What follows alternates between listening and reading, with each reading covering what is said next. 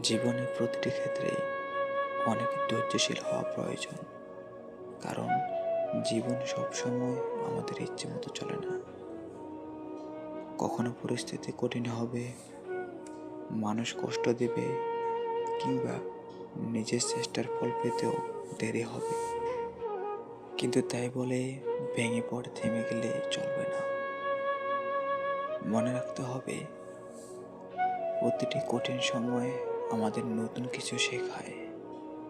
অপেক্ষা করতে, নিজেকে শক্ত রাখতে এবং বাস্তবতাকে মেনে নিয়ে সামনে এগিয়ে যেতে। জীবনে ভালো কিছু অর্জনের জন্য সময়, ধৈর্য আর নিজের উপর অগাধ বিশ্বাস প্রয়োজন।